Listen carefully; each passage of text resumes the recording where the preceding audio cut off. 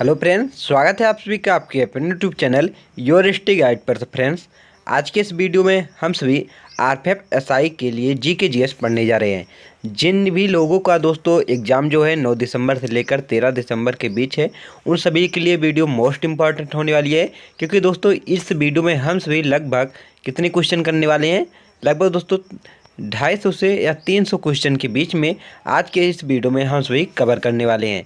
ऐसे क्वेश्चन है दोस्तों जो आप सभी के एग्जाम में बार बार रिपीट हो रहे हैं, उन्हीं क्वेश्चनों को मैंने यहाँ पर पुटअप किया है। इसलिए आप सभी वीडियो को शुरू से लेकर लास्ट तक जरूर देखिएगा। अगर आप सभी को क्लास की पीडीएफ चाहिए तो आप हमारे टेलीग्राम चैनल से जुड़ सकते हैं, जिसकी लिंक मैं आप सभी को डिस्क्रिप्शन में प्रोवाइड करूँगा। वहाँ से आप जुड़कर इस क्लास की पीडीएफ प्राप्त कर सकते हैं। चलिए पढ़ना शुरू करते हैं। पहला क्वेश्चन देखते हैं, निम्नलिखित में से कौन सा ग्रह सौर मंडल के सबसे ठंडे ग्रह की श्रेणी में आता है। निम्नलिखित में से कौन सा ग्रह सौर मंडल के सबसे ठंडे ग्रह की श्रेणी में आता है। तो राइट आंसर क्या है? ऑप्शन ए बिल्कुल राइट है, यूरेनस। यूरेनस जो है दोस्तों वो जो है सौर मंडल के सबसे ठंडे ग्रह के रूप में के श्रेणी में आता है। अगर बात कर ले कि सूर्य के सबसे नज़दीक ग्रह कौन सा है, तो बुध है। कौन सा? बुध जो है सूर्य के सबसे नज़दीक ग्रह है, ये भी आप याद रखिएगा। चलिए आगे देखते हैं। डॉट डॉट वह उपकरण है जो भूकंप की तीव्रता को मापने में मदद करता है। डॉट डॉट वह उपकरण है जो भूकंप की तीव्रता को मापने में मदद करता है। तो राइट आंसर क्या है? ऑप्शन से बिल्कुल हमारा राइट है, रिएक्टर स्केल। रिएक्टर स्केल जो है दोस्तों वो भूकंप को मापने की, जो भूकंप की तीव्रता है इसे मापने में मदद करता है। चलिए नेक्स्ट क्वेश्चन देखते हैं। निम्नलिखित में से कौन सा लेख शिक्षा के अधिकार से संबंधित है। निम्नलिखित में से कौन सा लेख जो है शिक्षा के अधिकार से संबंधित है।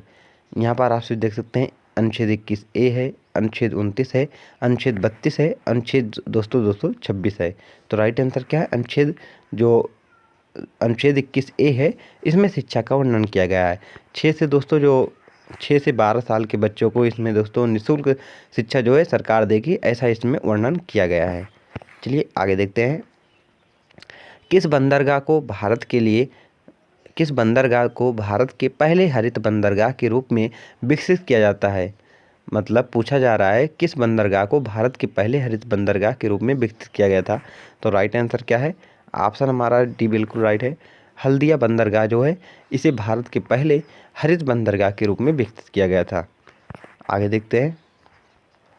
किस शैवाल को अंतरिक्ष शैवाल कहा जाता है। किस शैवाल को अंतरिक्ष शैवाल कहा जाता है। तो राइट आंसर क्या है? ऑप्शन से बिल्कुल राइट है, क्लोरेलेला बल्गेरिस जो है दोस्तों इसे जो है अंतरिक्ष शैवाल के नाम से जाना जाता है। नेक्स्ट क्वेश्चन देखते हैं। उस द्वीप का नाम क्या है जो भारत और श्रीलंका के बीच स्थित है। उस द्वीप का नाम क्या है जो भारत और श्रीलंका के बीच स्थित है। तो राइट आंसर क्या है? ऑप्शन बी हमारा बिल्कुल राइट है, जो है कच्चा थिबी जो है यह भारत और श्रीलंका के बीच स्थित है। चलिए नेक्स्ट क्वेश्चन देखते हैं। भारतीय रिजर्व बैंक जिसे आरबीआई कहते हैं कि पहले भारतीय गवर्नर कौन है। भारतीय रिजर्व बैंक आरबीआई के प्रथम भारतीय गवर्नर कौन थे। तो राइट आंसर क्या है? सीडी देशमुख। सीडी देशमुख जो है आरबीआई के प्रथम भारतीय गवर्नर है, ये भी आप याद रखिएगा। नेक्स्ट देखते हैं। निम्नलिखित में से किस वर्ष मणिपुर राज्य को अपनी पूर्ण आजीविका प्राप्त होती है। निम्नलिखित में से किस वर्ष मणिपुर को अपनी पूर्ण आजीविका प्राप्त होती है। तो राइट आंसर क्या है? 21 जनवरी 1972। ऑप्शन डी बिल्कुल हमारा राइट है। मणिपुर को 21 जनवरी 1972 को पूर्ण रूप से आजीविका प्राप्त होती है। Next question. कौन सा विटामिन न्यूक्लिक एसिड और लाल रक्त कोशिकाओं के निर्माण में मदद करता है। कौन सा विटामिन न्यूक्लिक एसिड और लाल रक्त कोशिकाओं के निर्माण में मदद करता है। तो राइट आंसर क्या है? ऑप्शन से बिल्कुल राइट है, विटामिन B10। विटामिन B10 जो है न्यूक्लिक एसिड और आरबीसी के निर्माण में मदद करता है, ये भी आप याद रखिएगा। दोस्तों आपसे विटामिन चैप्टर जो है जियोग्राफी का, वो सॉरी दोस्तों बायो का, इसे आप ज़रूर पढ़ कर जाइएगा, क्योंकि बायो से जो विटामिन पोर्शन से क्वेश्चन है ज़रूर ही पूछे जा रहे हैं आपसे के एग्ज़ाम में। नेक्स्ट क्वेश्चन देखते हैं। माध्यम के तापमान में वृद्धि ध्वनि की गति को कैसे प्रभावित करती है? माध्यम के तापमान में वृद्धि अगर होती है तो ध्वनि को किस प्रकार से प्रभावित करती है, ये आपसे से पूछा जा रहा है। क्या ध्वनि बढ़ती है, घटती है या अपरिवर्तित रहती है, क्या होती है, ये आपसे से पूछा जा रहा है। तो ध्वनि बढ़ती है। अगर माध्यम में तापमान बढ़ता है तो उसके साथ ध्वनि भी बढ़ती है, ये भी आप याद रखिएगा। नेक्स्ट क्वेश्चन देखते हैं। चूहों को मारने के लिए निम्नलिखित में से किस रसायन का उपयोग किया जाता है? चूहों को मारने के लिए किस रसायन का प्रयोग किया जाता है? तो राइट आंसर क्या है? जिंक फास्फाइड का प्रयोग चूहे को मारने के लिए किया जाता है। नेक्स्ट क्वेश्चन देखते हैं।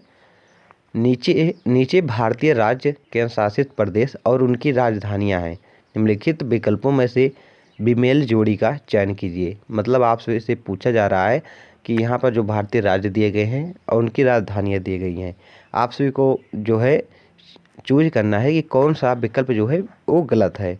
तो यहाँ पर गलत जो ऑप्शन है, जो हमारा आंसर होगा वो ऑप्शन जो है दोस्तों डी है। मध्य प्रदेश जो है इसकी राजधानी लखनऊ नहीं है। लखनऊ किसकी राजधानी है? उत्तर प्रदेश की राजधानी लखनऊ है, ये भी आप याद रखिएगा। तेलंगाना की राजधानी हैदराबाद है। असम की दिसपुर है। लक्षद्वीप की कवरत्ती है, ये भी आप याद रखिएगा। चलिए आगे देखते हैं। अगर बात करेंगे मध्य प्रदेश की राजधानी क्या है, तो भोपाल है, ये भी आप याद रखें। चलिए आगे देखते हैं। पृथ्वी की आयु की गणना में किस तत्व के समस्थानिक का प्रयोग किया जाता है? पृथ्वी के आयु की गणना में किस तत्व के समस्थानिक का प्रयोग किया जाता है? तो राइट आंसर क्या है? ऑप्शन बी बिल्कुल राइट है, कार्बन। कार्बन के दोस्तों जो तत्व है इसका प्रयोग किया जाता है। नेक्स्ट क्वेश्चन देखते हैं। किस वायसराय को भारतीय रेलवे का जनक कहा जाता है? किस वायसराय को भारतीय रेलवे का जनक कहा जाता है? लॉर्ड डफरिन को, लॉर्ड डलहौजी को, लॉर्ड जो है दोस्तों हार्डिंग को, या उपयुक्त में से कोई नहीं? तो राइट आंसर क्या है? ऑप्शन हमारा ए बिल्कुल राइट है। लॉर्ड डफरिन को जो है भारतीय रेलवे का जनक कहा जाता है। अगर बात कर लें यहाँ पर डलहौजी किस लिए फेमस है? तो दोस्तों डलहौजी जो है हड़प नीति के लिए फेमस है। इन्हीं के शासनकाल में दोस्तों जो है 1857 की क्रांति हुई थी, ये भी आप याद रखिएगा। और 1857 से एक इम्पॉर्टेंट क्वेश्चन बनता है कि लखनऊ से 1857 की जो क्रांतिकारी हो रही थी उसमें लखनऊ के नेता कौन थे? तो हजरत कौन थे दोस्तों? बेगम हजरत जो थी, ये लखनऊ से क्रांति का नेतृत्व कर रही थी, ये भी आप याद रखिएगा। यहाँ से एक इम्पॉर्टेंट क्वेश्चन बनता है, कई बार आप सभी के एग्जाम में पूछा गया है। चलिए आगे देखते हैं अब। निम्नलिखित में से कौन सी चिली की मुद्रा है? निम्नलिखित में से कौन सी चिली की मुद्रा है? तो राइट आंसर क्या है? पेसो। पेसो जो है ये चिली की मुद्रा है। डॉलर जो है अमेरिका का है, ये भी आप याद रखिएगा। यूरो जो है यूरोप कंपनियों के दोस्तों ये मुद्रा है। चलिए आगे देखते हैं। लखनऊ, ये देखिए जो दोस्तों क्वेश्चन आप सभी से बोल रहे थे, क्वेश्चन यहाँ पर पूछा गया है। लखनऊ से 1857 की क्रांति या विद्रोह का नेता कौन है? लखनऊ से 1857 के क्रांति के विद्रोह का नेता कौन है, ये आप सभी से पूछा जा रहा है। तो राइट आंसर क्या है? बेगम हजरत महल। बेगम हजरत महल जो है ये लखनऊ से 1857 के क्रांति या विद्रोह का नेता बनी थी और यहाँ से नेतृत्व कर रहे थे। तात्या टोपे कहाँ से कर रहे थे? तो ग्वालियर से तात्या टोपे कर रहे थे। रानी लक्ष्मीबाई कहाँ से कर रही थी? तो ये रानी लक्ष्मीबाई जो है कहाँ से कर रही थी? झांसी से नेतृत्व कर रही थी। नाना साहब कहाँ से कर रहे थे? तो कानपुर से नाना साहब 1857 में नेतृत्व कर रहे थे। यहाँ से एक क्वेश्चन और बनता है। यहाँ से यह भी पूछा जा सकता है कि जो जैसे रानी लक्ष्मीबाई जो है झांसी से नेतृत्व कर रही थी, तो इस विद्रोह को दबाने के लिए ब्रिटिश अधिकारी कौन आए थे? तो कौन आए थे?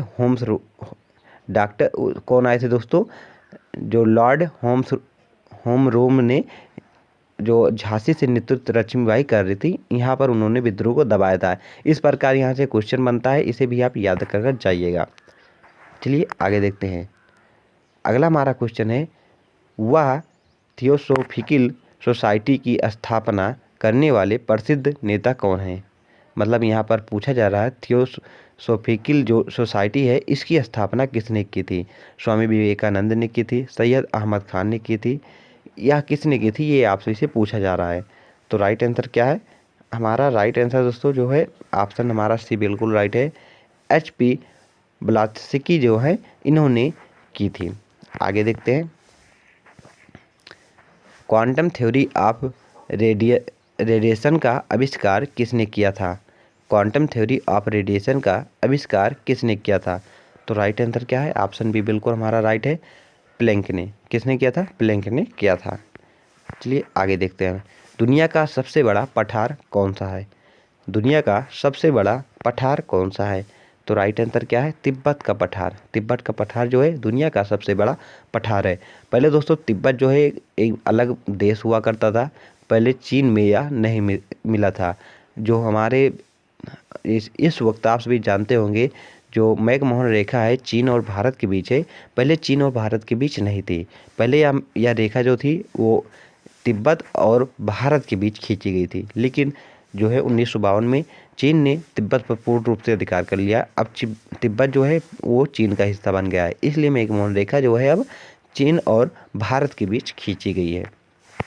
चलिए आगे देखते हैं, निम्नलिखित तत्वों में से कौन सा तत्व हवा में एक प्रमुख अनुपात में मौजूद होता है। निम्नलिखित तत्वों में से कौन सा तत्व हवा में एक प्रमुख अनुपात में मौजूद होता है। ऑक्सीजन, नाइट्रोजन, कार्बन डाइऑक्साइड या आर्गन। तो राइट आंसर क्या है, नाइट्रोजन जो है वो हवा में एक प्रमुख अनुपात में उपस्थित होता है। नेक्स्ट देखते हैं, निम्नलिखित में से किस देश की राजधानी बैंकॉक है और रबड़ का प्रमुख उत्पादक है। मतलब पूछा जा रहा है वह कौन सा देश है जिसकी राजधानी जो है बैंकॉक है और वह रबड़ उत्पादक के लिए फेमस है। तो राइट आंसर क्या है, थाईलैंड। थाईलैंड की राजधानी क्या है, बैंकॉक है, और थाईलैंड में रबड़ का उत्पादन अधिक होता है। नेक्स्ट देखते हैं, चट्टान में उत्तल को क्या कहा जाता है। चट्टान में उत्तल को क्या कहा जाता है, ये आपसे इसे पूछा गया था। तो राइट आंसर क्या है, ऑप्शन से बिल्कुल राइट है, एंटी लाइन कहा जाता है। उत्तल को क्या कहा जाता है, एंटी लाइन कहा जाता है, ये भी आप याद रखिएगा। सतलुज नदी का ऋग्वैदिक नाम क्या है। सतलुज नदी का ऋग्वैदिक नाम क्या है, ये आपसे इसे पूछा जा रहा है। तो राइट आंसर क्या है, सतुद्री। सतुद्री जो है सतलुज नदी का ऋग्वैदिक नाम है। अब सरस्वती का क्या नाम था, घग्गर था, इसे घग्गर नदी कहा जाता था। सिंध नदी की बात कर लें तो सिंध नदी पाकिस्तान की राष्ट्रीय नदी है, ये भी आप याद रखिएगा। सिंध नदी का उद्गम कहाँ से होता है, तो तिब्बत की मानसरोवर झील के पास से सिंध नदी का उद्गम होता है, ये भी आप याद रखें। नेक्स्ट क्वेश्चन, इटली की राजधानी रोम निम्नलिखित में से किस नदी के तट पर स्थित है। इटली की राजधानी रोम निम्नलिखित में से किस नदी तट पर स्थित है। तो तीबर नदी पर दोस्तों स्थित है। कहाँ पर, तीबर नदी के तट पर स्थित है रोम जो है। आगे देखते हैं, ऑप्टिकल फाइबर किस सिद्धांत पर काम करता है। ऑप्टिकल फाइबर जो है किस सिद्धांत पर कार्य करता है। तो राइट आंसर क्या है, ऑप्शन से बिल्कुल राइट है, पूर्ण आंतरिक परिवर्तन पर यह कार्य करता है। नेक्स्ट देखते हैं, गन्ने की लाल जड़ के लिए कौन सा कवक जिम्मेदार है। गन्ने के लाल जड़ के लिए कौन सा कवक जो है जिम्मेदार है, ये आपसे इसे पूछा जा रहा है। तो राइट आंसर क्या है, ऑप्शन हमारा दोस्तों जो डी है बिल्कुल राइट है, कोलोटोचिचम जो है दोस्तों यह गन्ने के लाल जड़ के लिए जो है जिम्मेदार है। चलिए नेक्स्ट क्वेश्चन देखते हैं, प्रधानमंत्री के कर्तव्य संविधान के किस अनुच्छेद के अंतर्गत आते हैं। प्रधानमंत्री का कर्तव्य क्या होगा, या किस अनुच्छेद में लिखा गया है, ये आपसे इसे पूछा जा रहा है। तो अनुच्छेद 78 में ऐसा वर्णन किया गया है। चलिए आगे देखते हैं नेक्स्ट क्वेश्चन। अब न्यूजीलैंड की खोज करने वाला पहला यूरोपीय यात्री कौन था। न्यूजीलैंड की खोज करने वाला पहला यूरोपीय यात्री कौन सा था। तो राइट आंसर क्या है, ऑप्शन हमारा दोस्तों जो है ए बिल्कुल राइट है, हाबिल तस्मान जो है इन्होंने न्यूजीलैंड की पहली बार खोज की थी। नेक्स्ट, भारत में रबी के मौसम में निम्नलिखित में से कौन सी फसल काटी जाती है। भारत में रबी के मौसम में निम्नलिखित में से कौन सी फसल काटी जाती है। ज्वार, गेहूँ, कपास, जूट। तो राइट आंसर क्या है, ऑप्शन हमारा बी बिल्कुल राइट है, रबी की फसल के समय में गेहूँ काटा जाता है। नेक्स्ट क्वेश्चन, बुलेट प्रूफ खिड़कियों में किस फाइबर का प्रयोग किया जाता है। बुलेट प्रूफ खिड़कियों में किस फाइबर का प्रयोग किया जाता है। तो राइट आंसर क्या है? ऑप्शन हमारा सी बिल्कुल राइट है, पॉलीकार्बोनेट का प्रयोग किया जाता है। नेक्स्ट क्वेश्चन,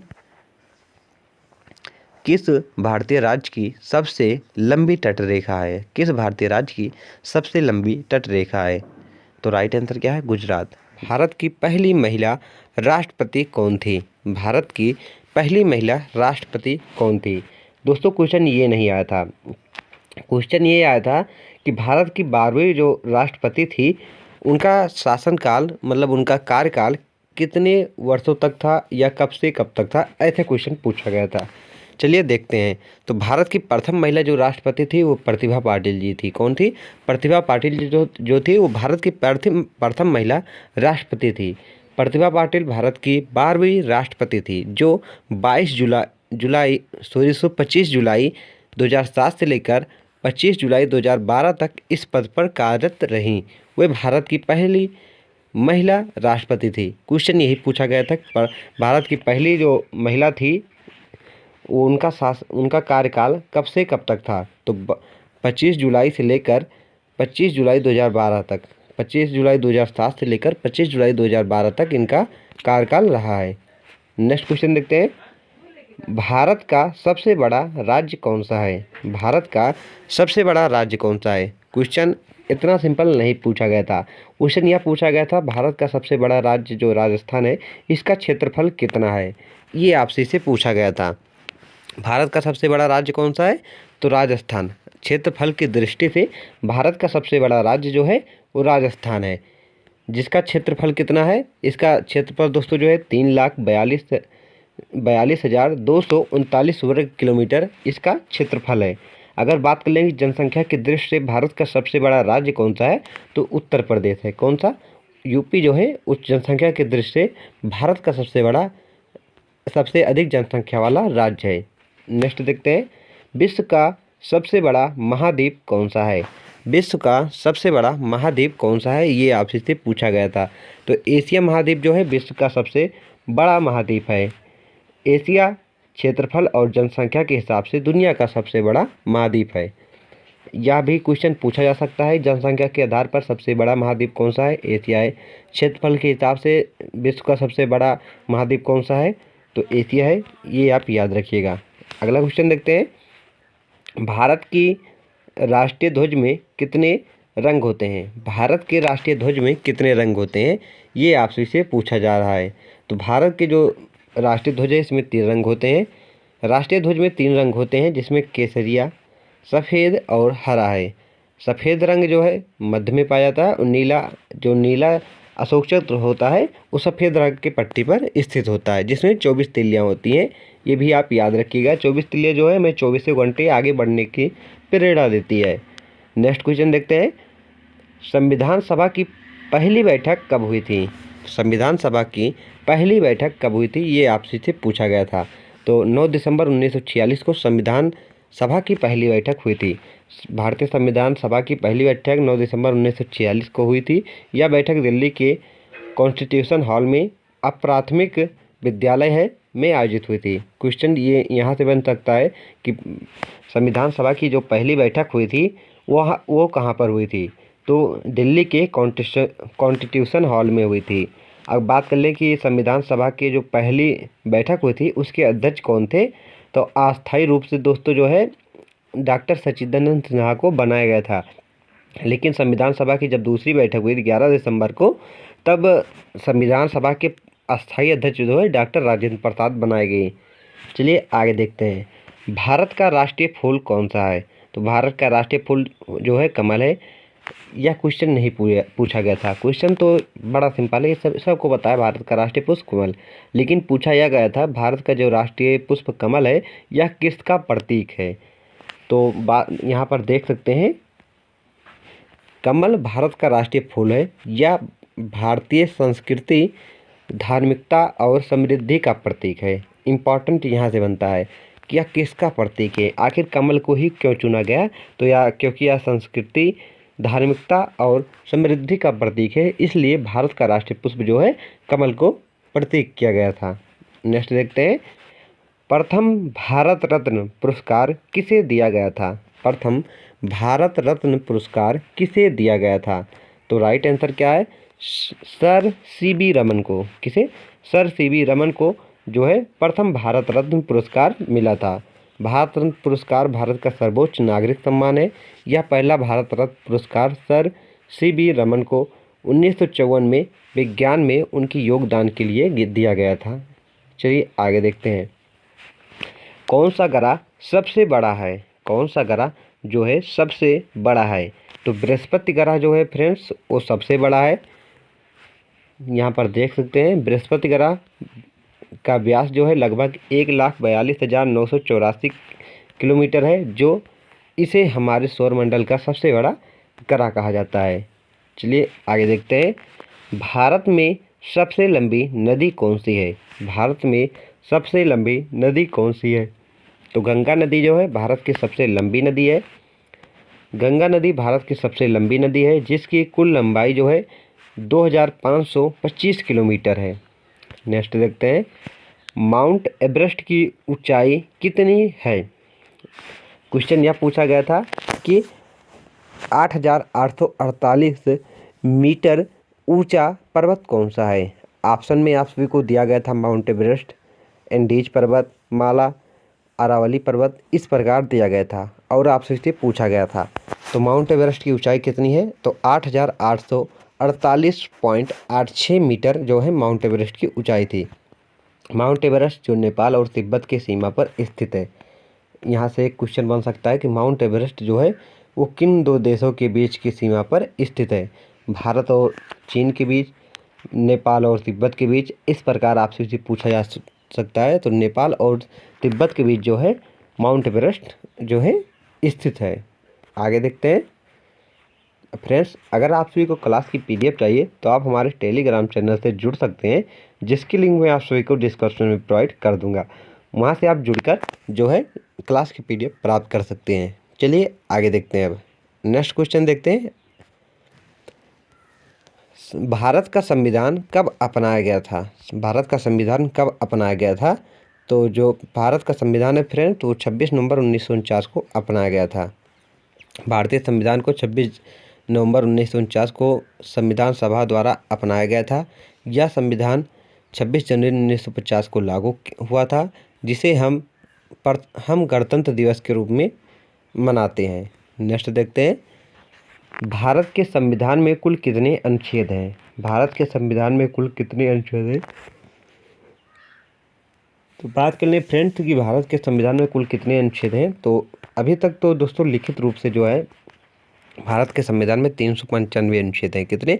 395 अनुच्छेद हैं। लेकिन अगर बात कर लें कि टोटल जो संशोधन हुए हैं उनको मिलाकर बात करें कितने अनुच्छेद हो गए हैं, तो 448 हो गए हैं। कितने? 448। लेकिन अभी लिखित रूप से दोस्तों आप सभी को जो है 395 ही अनुच्छेद मिलते हैं, इसलिए आप इसे याद रखिएगा। और बात कर लें भारतीय संविधान में कुल कितने भाग हैं, तो 22 भाग हैं। कितने?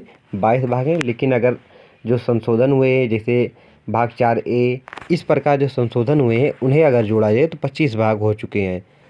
चलिए देखते हैं इसके बारे में। भारतीय संविधान में कुल 448 अनुच्छेद हैं, लेकिन अभी लिखित रूप से आप सभी को कितने मिलते हैं? 395 अनुच्छेद मिलते हैं, जो 25 भागों में विभाजित हैं। अगर 448 आप अनुच्छेद लेंगे तो 25 भाग आपको मानना पड़ेगा। अगर आप 395 अनुच्छेद मानते हैं अभी जो लिखित रूप से मिलते हैं, तो 22 भाग ही आप सभी को मानना होगा। संविधान में समय समय पर संशोधन भी होते रहते हैं, जिनसे अनुच्छेदों की संख्या में बदलाव हो सकता है। चलिए आगे देखते हैं। भारत के संविधान का निर्माण किस अध्यक्ष के अध्यक्षता में हुआ था? भारत के संविधान का निर्माण किस अध्यक्ष की अध्यक्षता में हुआ था? तो डॉक्टर राजेंद्र प्रसाद जी जो थे, जिन्हें 11 दिसंबर 1946 को भारतीय संविधान सभा का अध्यक्ष बनाया गया था, इनकी अध्यक्षता में जो है दोस्तों भारत के संविधान का निर्माण हुआ था। नेक्स्ट देखते हैं। भारतीय संविधान का प्रारूप कौन तैयार किया था? भारतीय संविधान का प्रारूप कौन तैयार किया था? तो डॉक्टर भीमराव अंबेडकर जो थे, उन्होंने भारतीय संविधान का प्रारूप तैयार किया था। भारतीय संविधान का प्रारूप डॉक्टर भीमराव अंबेडकर ने तैयार किया था। उन्हें भारतीय संविधान का प्रमुख शिल्पकार भी कहा जाता है। उनका योगदान भारतीय संविधान की संरचना में अत्यंत महत्वपूर्ण था। आगे देखते हैं, भारत का संविधान किस प्रकार का संविधान है? भारत का संविधान जो है वो किस प्रकार का संविधान है? तो भारत का संविधान जो है लिखित और विस्तार पूर्वक संविधान है। भारत का संविधान एक लिखित संविधान है जिसमें सभी कानूनों, अधिकारों और कर्तव्यों का विस्तार वर्णन किया गया है। यह दुनिया का सबसे लंबा लिखित संविधान है। आगे देखते हैं, मुगल साम्राज्य के पहले सम्राट कौन थे? मुगल साम्राज्य के पहले सम्राट कौन थे? तो बाबर जो थे वो मुगल साम्राज्य के पहले सम्राट थे। बाबर जो कि तैमूरलंग और चंगेज खान के वंशज थे, मुगल साम्राज्य के पहले सम्राट थे। उन्होंने 1526 में पानीपत की पहली लड़ाई दिल्ली के सुल्तान इब्राहिम लोदी को हराकर भारत में मुगल साम्राज्य की नींव रखी थी। क्वेश्चन यहाँ से यह भी बन सकता है कि बाबर जो थे जिन्होंने मुगल वंश की नींव रखी थी, किस सम्राट को हराकर इन्होंने यह रखी थी? तो इब्राहिम लोदी को। किस युद्ध में हराया था? तो पानीपत के युद्ध में। कब हराया था? 1526। ये 3-4 क्वेश्चन यहाँ से बन सकते हैं। चलिए नेक्स्ट क्वेश्चन देखते हैं, सम्राट अकबर का जन्म कहाँ हुआ था? सम्राट अकबर का जन्म कहाँ पर हुआ था? तो उमरकोट अब पाकिस्तान में है, यहाँ पर जो है सम्राट अकबर का जन्म हुआ था। सम्राट अकबर का जन्म 15 अक्टूबर 1542 को उमरकोट में, जो वर्तमान में पाकिस्तान में हुआ था। अकबर ने 1556 से लेकर 1605 तक मुगल साम्राज्य पर शासन किया और उसे समृद्ध और शक्तिशाली बनाया था। अकबर के बाद इनके वंशज कौन था? तो जहांगीर थे, ये भी आप याद रखिएगा। मुगल सम्राट शाहजहां द्वारा निर्मित प्रसिद्ध स्मारक कौन सा है? मुगल सम्राट शाहजहां द्वारा प्रसिद्ध जो स्मारक है वह कौन सा है? तो ताजमहल। ताजमहल जो है वो मुगल सम्राट शाहजहां के द्वारा निर्मित एक प्रसिद्ध स्मारक है। शाहजहां ने अपनी पत्नी मुमताज महल की याद में ताजमहल का निर्माण कराया। यह भव्य स्मारक आगरा में स्थित है और इसे सफ़ेद संगमरमर से बनाया गया है। ताजमहल को विश्व धरोहर के स्थल के रूप में यूनेस्को द्वारा मान्यता प्राप्त है। नेक्स्ट देखते हैं, कौन सा मुगल सम्राट पहले और दूसरे पानीपत की लड़ाई में शामिल था? कौन सा मुगल सम्राट जो है पहले और दूसरे पानीपत के युद्ध में शामिल था? तो राइट आंसर क्या है? अकबर। अकबर जो थे उन्होंने पहले और दूसरे पानीपत की लड़ाई में भाग लिया था। अकबर ने 1556 में पानीपत की दूसरी लड़ाई में हेमचंद्र विक्रमादित्य हेमू जिसे कहते हैं को हराया था। यह युद्ध भारतीय इतिहास में एक महत्वपूर्ण घटना थी जिसमें अकबर ने अपने साम्राज्य की सीमाओं को बढ़ाया था। आगे देखते हैं, मुगल साम्राज्य के अंतिम सम्राट कौन थे? मुगल साम्राज्य के अंतिम सम्राट कौन थे? तो राइट आंसर क्या है? बहादुर शाह जफर। बहादुर शाह द्वितीय इन्हें बोलने, या बहादुर शाह जफर जो थे मुगल सम्राट के अंतिम सम्राट थे। बहादुर शाह जफर को मुगल साम्राज्य के अंतिम सम्राट थे। 1837 से लेकर 1857 तक शासन कर रहे थे। 1857 के स्वतंत्रता संग्राम के समय उन्हें ब्रिटिश अधिकारियों द्वारा गिरफ्तार कर दिल्ली से बाहर कर दिया गया, जिससे मुगल साम्राज्य का अंत हो गया। अपना किसके प्रयासों से सती प्रथा का उन्मूलन हुआ है? किसके प्रयासों से सती प्रथा का उन्मूलन हुआ? तो राइट आंसर क्या है? राजा राम मोहन राय के। किसके प्रयासों से फ्रेंड? राजा राम मोहन राय के प्रयासों से जो है सती प्रथा का उन्मूलन हुआ था। चलिए आगे देखते हैं। अब स्वामी विवेकानंद का मूल नाम क्या था? मोस्ट इम्पॉर्टेंट क्वेश्चन है, ये कई बार एग्जाम में पूछा जा चुका है। स्वामी विवेकानंद का मूल नाम क्या था? तो राइट आंसर क्या है? आचार्य नरेंद्र नाथ। क्या? आचार्य नरेंद्र नाथ दत्त जो है स्वामी विवेकानंद का मूल नाम था। चलिए नेक्स्ट क्वेश्चन देखते हैं। अगला हमारा क्वेश्चन क्या है? भारत और अफगानिस्तान के बीच विभाजन रेखा को क्या कहते हैं? भारत और अफगानिस्तान के बीच जो सीमा रेखा खींची गई है विभाजन की, उसे क्या कहते हैं? तो उसे डूरंड रेखा क्या कहते हैं? क्या? डूरंड रेखा। वहीं बात कर लें कि भारत और पाकिस्तान के बीच जो सीमा रेखा है उसे क्या कहते हैं? उसे रेड क्लिफ कहते हैं। और भारत और चीन के बीच जो सीमा रेखा का विभाजन करती है जो सीमा है उसे क्या कहते हैं? उसे मैकमोहन रेखा कहते हैं। यहाँ से दोस्तों ये 3-4 क्वेश्चन आप सभी के एग्जाम में पूछे जाते हैं। नेक्स्ट क्वेश्चन देखते हैं, किस वर्ष उड़ीसा बिहार से पृथक हुआ? किस वर्ष जो है उड़ीसा बिहार से पृथक हुआ या अलग हुआ? तो 1 अप्रैल 1936 को जो उड़ीसा है वो बिहार से पृथक हुआ था। और आप सभी को कमेंट बॉक्स में यह बताना है कि किस वर्ष उत्तराखंड जो है वो उत्तर प्रदेश से अलग हुआ था। इसका आंसर आप सभी को कमेंट बॉक्स में बताना है। नेक्स्ट, सत्यशोधक समाज की स्थापना किसने की थी? सत्यशोधक समाज की स्थापना किसने की थी? तो महात्मा ज्योतिबा फूले जो हैं उन्होंने सत्यशोधक समाज की स्थापना की थी। फ्रेंड्स, क्लास की पीडीएफ के लिए आप हमारे टेलीग्राम चैनल से जुड़ सकते हैं, जिसकी लिंक मैं आप सभी को डिस्क्रिप्शन में प्रोवाइड कर दूंगा। वहां से आप सभी जुड़कर क्लास की पीडीएफ प्राप्त कर सकते हैं। अगला क्वेश्चन, अखिल संघीय हरिजन समाज के संस्थापक कौन थे? अखिल संघीय हरिजन समाज के संस्थापक कौन थे? तो राइट आंसर क्या है? महात्मा गांधी जी। कौन थे? महात्मा गांधी जी जो थे वो अखिल संघीय हरिजन समाज के संस्थापक थे। नेक्स्ट क्वेश्चन देखते हैं। अगला हमारा क्वेश्चन है, महात्मा गांधी ने दांडी यात्रा कब शुरू की थी? महात्मा गांधी ने दांडी यात्रा कब शुरू की थी? ये आप सभी से पूछा गया है। तो राइट आंसर क्या है? 12 मार्च 1930 को महात्मा गांधी जी ने दांडी मार्च यात्रा शुरू की थी। यह किस लिए शुरू की गई थी? तो नमक पर जो कर लगा था उसे हटाने के लिए महात्मा गांधी जी ने दांडी यात्रा शुरू की थी। कहाँ से शुरू की थी? तो साबरमती आश्रम से शुरू की थी। और कहाँ पर इसका अंत हुआ था? दांडी पर इसका अंत हुआ था। नेक्स्ट देखते हैं, चौरी चौरा प्रसिद्ध स्थल कहाँ पर स्थित है? चौरी चौरा प्रसिद्ध स्थल कहाँ पर स्थित है? तो राइट आंसर क्या है? गोरखपुर में। कहाँ पर? गोरखपुर में। और चौरी चौरा हत्याकांड कब हुआ था? तो 1922 ईस्वी में चौरी चौरा जो हत्याकांड हुआ था, उसीलिए चौरी चौरा प्रसिद्ध है। यह भी आप याद रखिएगा। नेक्स्ट देखते हैं, 15 अगस्त 1947 के बाद भारत का कौन सा राज्य पुर्तगाल के अधीन था? 15 अगस्त 1947 के बाद भारत का कौन सा राज्य जो है वो पुर्तगालों के अधीन था? तो गोवा जो है दोस्तों वो पुर्तगालियों के अधीन था। यह आज़ाद कब हुआ था? तो 1961 में यह पुर्तगालियों के शिकंजे से आज़ाद हुआ। चलिए आगे देखते हैं। अब करो या मरो का नारा किसने दिया? करो या मरो का नारा किसने दिया था? तो राइट आंसर क्या है? महात्मा गांधी जी ने। किसने दिया था? महात्मा गांधी ने दिया था। नेक्स्ट क्वेश्चन देखते हैं, नील कृषकों के दीन दशा पर लिखी गई पुस्तक नील दर्पण के लेखक कौन है? नील कृषकों के दीन दशा पर लिखी गई पुस्तक नील दर्पण के लेखक कौन है? तो राइट आंसर क्या है? दीनबंधु मित्र। कौन? दीनबंधु मित्र जो हैं वो नील दर्पण पुस्तक के लेखक हैं। मोस्ट इंपॉर्टेंट क्वेश्चन है फ्रेंड्स, ये कई बार एग्जाम में पूछा गया है। नील दर्पण के लेखक कौन है? तो कौन है?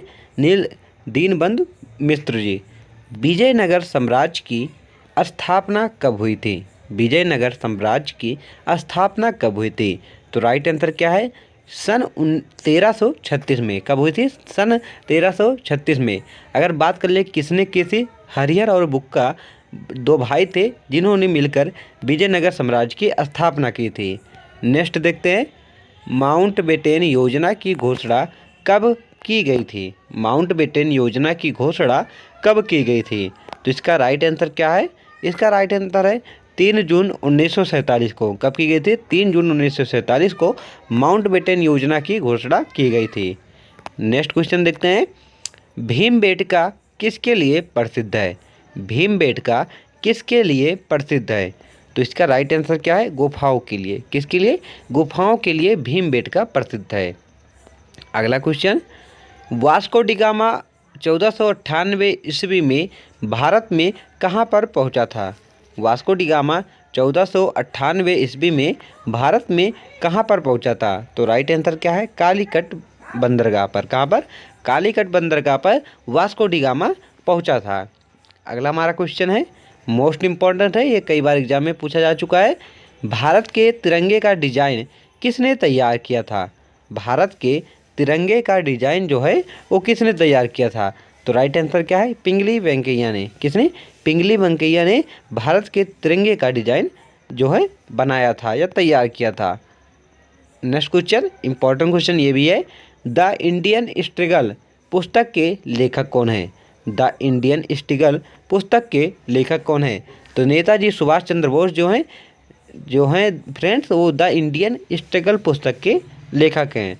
और the race of my life के लेखक कौन है? तो मिल्खा सिंह जी हैं। कौन है? मिल्खा सिंह जी। अगला क्वेश्चन, स्वप्नवास दत्ता पुस्तक के लेखक कौन है? स्वप्नवास दत्ता पुस्तक के लेखक कौन है? तो भास जी जो हैं स्वप्नवास दत्ता पुस्तक के लेखक हैं।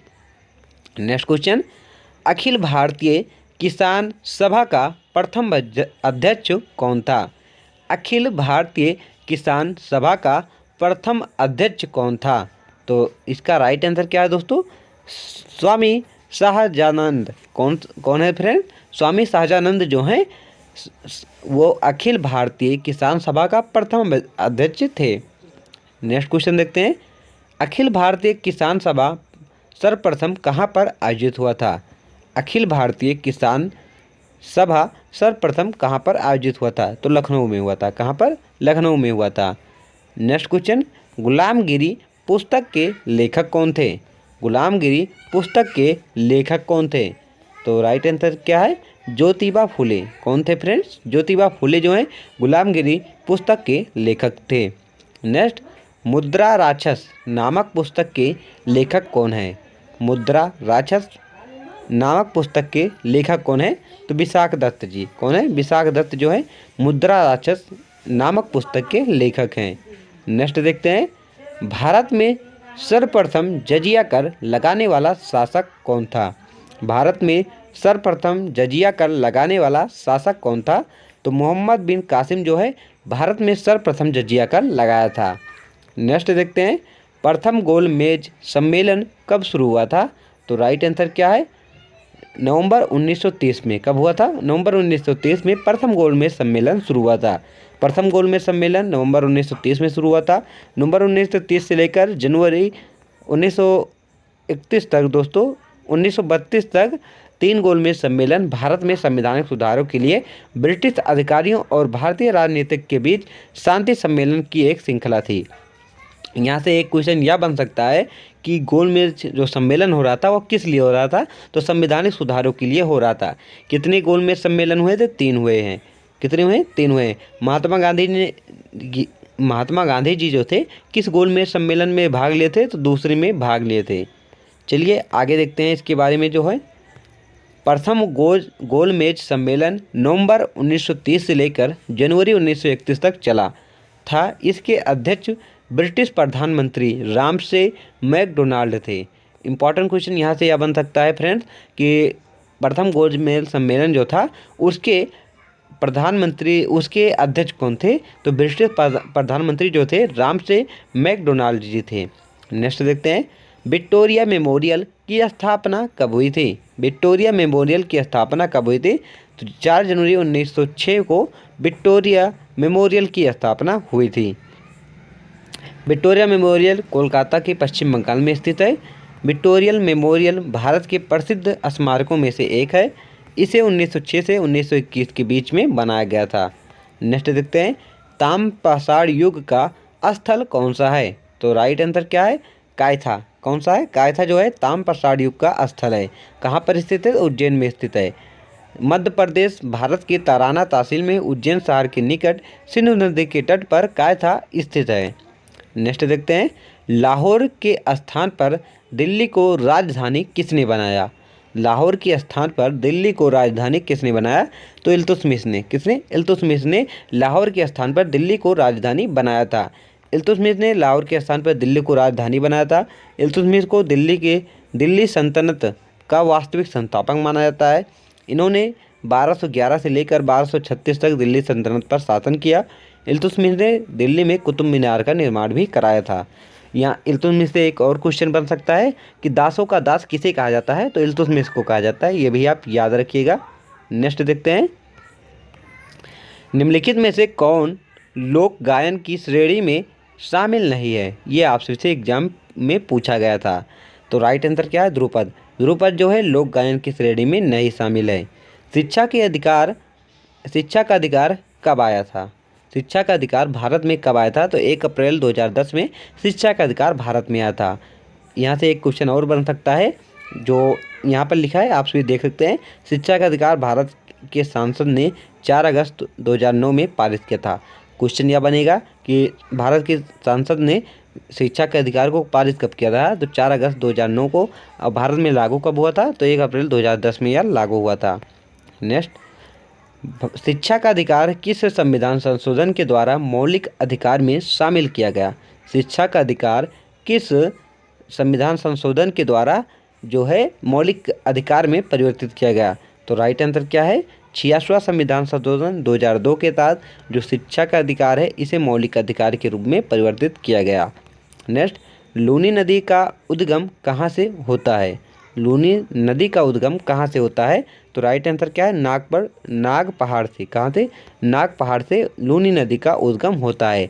लूनी नदी से एक और क्वेश्चन बन सकता है, वह कौन सी नदी है जो समुद्र में जाकर नहीं गिरती है या नहीं मिलती है? तो राइट आंसर क्या है? लूनी नदी। नेक्स्ट क्वेश्चन देखते हैं, कायथा साहित्य सागर किसके द्वारा संस्कृत में लिखा गया? कथा साहित्य सागर किसके द्वारा संस्कृत में लिखा गया? तो राइट आंसर क्या है? सोमदेव। सोमदेव के द्वारा दोस्तों जो है कथा साहित्य सागर संस्कृत में लिखा गया था। अगला क्वेश्चन देखते हैं, भारत में निजीकरण की शुरुआत कब से हुई थी? भारत में निजीकरण की शुरुआत कब से हुई थी? तो इसका राइट आंसर क्या है?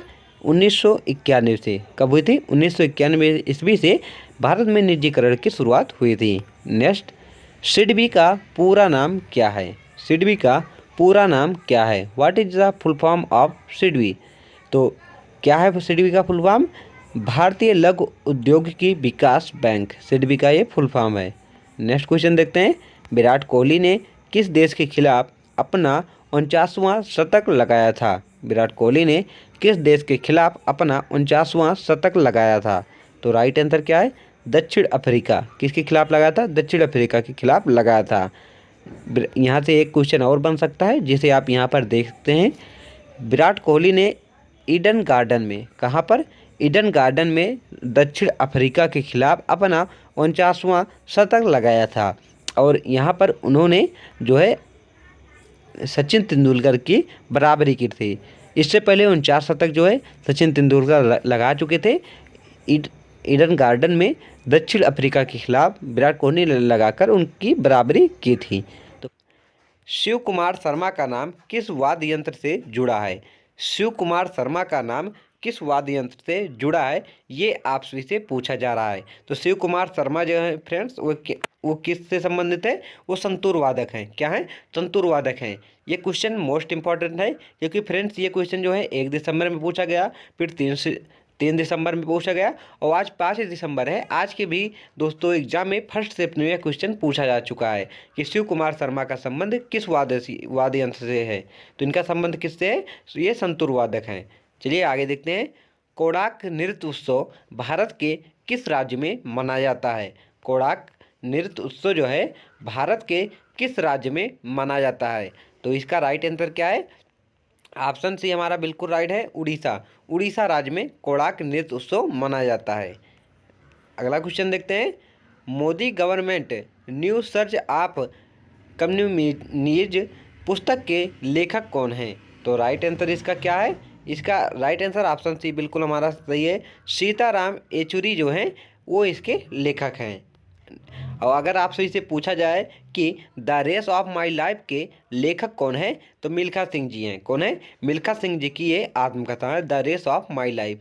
अगला क्वेश्चन देखते हैं, 2011 की जनगणना के अनुसार निम्नलिखित में से कौन भारत का सबसे अधिक आबादी वाला महानगरीय शहर है? 2011 की जनगणना के अनुसार भारत का कौन सबसे अधिक आबादी वाला महानगरीय शहर है? तो राइट आंसर क्या है? ऑप्शन बी बिल्कुल राइट है, मुंबई। मुंबई जो है सबसे आबादी वाला महानगरीय शहर है। इंपॉर्टेंट क्वेश्चन है, एग्जाम में फिर से ये पूछा जा सकता है। नेक्स्ट क्वेश्चन देखते हैं, भारत के किस राज्य में नंटजली उत्सव मनाया जाता है? भारत के किस राज्य में नंटजली उत्सव मनाया जाता है? गोवा में, तमिलनाडु में, उत्तर प्रदेश में या फिर राजस्थान में? तो इसका राइट आंसर क्या है? ऑप्शन बी हमारा बिल्कुल राइट है। तमिलनाडु में। कहाँ पर? तमिलनाडु में दोस्तों जो है नटजली उत्सव मनाया जाता है। अगर बात कर लें कथक किस राज्य का शास्त्रीय नृत्य है, तो उत्तर प्रदेश का। कथक किस राज्य का शास्त्रीय नृत्य है, तो उत्तर प्रदेश का है, ये भी आप याद रखिएगा। नेक्स्ट देखते हैं, जनसंख्या में प्रति 1000 पुरुषों पर महिलाओं की संख्या को क्या कहा जाता है? जनसंख्या में प्रति 1000 पुरुषों पर महिलाओं की संख्या को क्या कहा जाता है? तो राइट आंसर क्या है? ऑप्शन भी बिल्कुल राइट है, लिंग अनुपात। क्या कहा जाता है? लिंग अनुपात। नेक्स्ट देखते हैं, 2011 की जनगणना के अनुसार भारत का लिंगानुपात लगभग कितना है? 2011 की जनगणना के अनुसार भारत का लिंगानुपात कितना है? प्रति 1000 पुरुषों पर 940 महिलाएं, प्रति 1000 पुरुषों पर 740 महिलाएं, प्रति 1000 पुरुषों पर 640 महिलाएं, या प्रति 1000 पुरुषों पर 840 महिलाएं। तो राइट आंसर क्या है? ऑप्शन ए बिल्कुल राइट है, प्रति 1000 पुरुषों पर 940 महिलाएं। नेक्स्ट देखते हैं, निम्नलिखित में से कौन सा त्यौहार राजस्थान से जुड़ा है? निम्नलिखित में से कौन सा त्यौहार जो है जो राजस्थान से जुड़ा है? गुड़ी पावा, बोनालू, बूंदी उत्सव, माथो नारंग। तो राइट आंसर क्या है? ऑप्शन सी बिल्कुल राइट है, बूंदी उत्सव। बूंदी उत्सव जो है राजस्थान से संबंधित है। फ्रेंड, अगर आप सभी को वीडियो पसंद आ रहा है तो चैनल को सब्सक्राइब जरूर करिएगा। नेक्स्ट देखते हैं, FIH पुरुष हॉकी विश्व कप 2018 में किस देश ने जीता? मतलब पूछा जा रहा है जो 2018 में FIH पुरुष हॉकी विश्व कप हुआ था उसे किस देश ने जीता था? नीदरलैंड ने, बेल्जियम ने, ऑस्ट्रेलिया ने, या फिर स्पेन ने? तो राइट आंसर क्या है? ऑप्शन भी बिल्कुल राइट है, बेल्जियम ने। फ्रेंड्स, PDF में आप सभी का आंसर भी लिखा है ताकि आप सभी को दोबारा रिवीजन करने में आसानी हो, इसलिए आप टेलीग्राम चैनल को ज्वाइन करना ना भूलिएगा।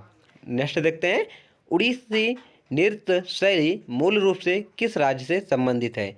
उड़ीसी नृत्य शैली निम्नलिखित में से किस राज्य से संबंधित है? तो राइट आंसर क्या है? उड़ीसा। उड़ीसा राज्य से यह संबंधित है। अगला क्वेश्चन, निम्नलिखित में से कौन सा मानक साधन है जिसके द्वारा भारत में चुनाव कराए जाते हैं? निम्नलिखित में से कौन सा मानक साधन है जिसके द्वारा भारत में चुनाव कराए जाते हैं?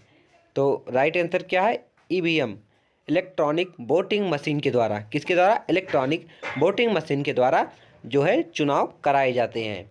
नेक्स्ट देखते हैं, निम्नलिखित में से भारतीय संगीतकारों में से किसे ऑस्कर 2009 में सर्वश्रेष्ठ मूल गीत का पुरस्कार मिला?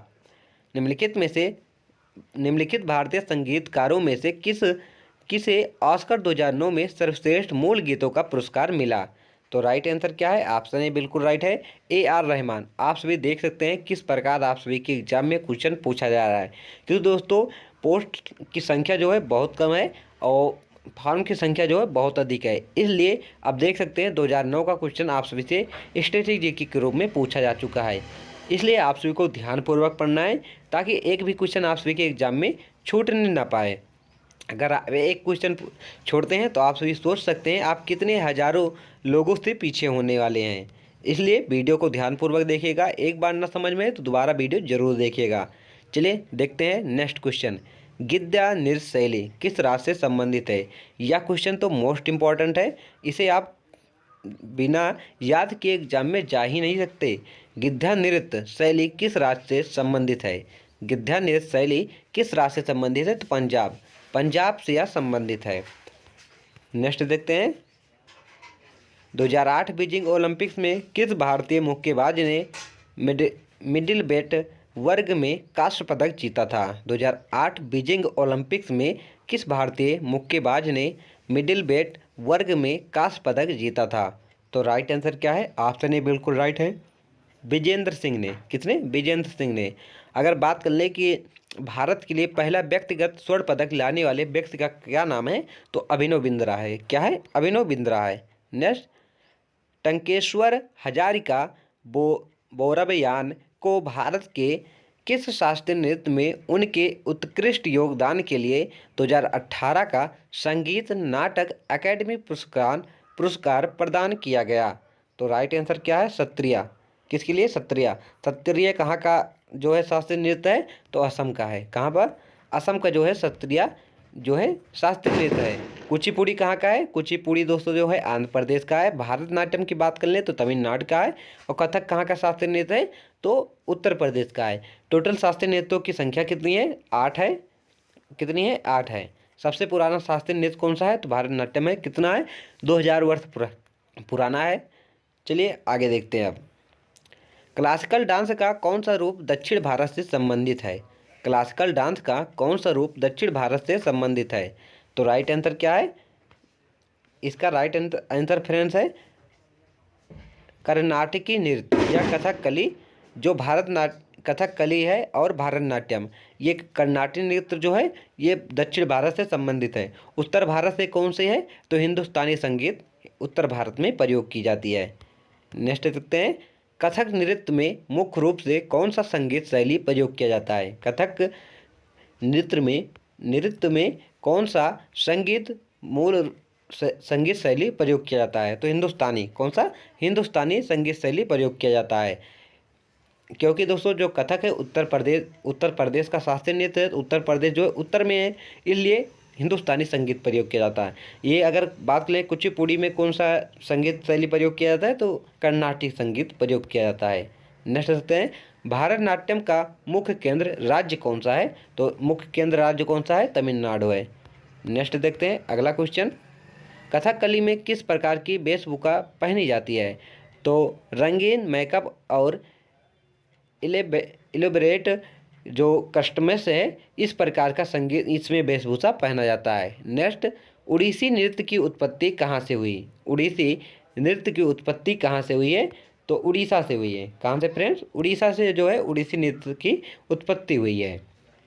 क्लासिकल डांस में अंग का क्या अर्थ है? क्लासिकल डांस में अंग का क्या अर्थ है?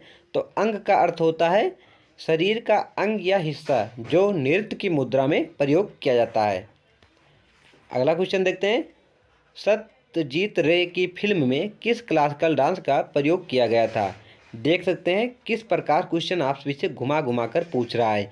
सत्यजीत रे की फिल्म में किस प्रकार क्लासिकल डांस का प्रयोग किया गया था? तो उड़ीसी।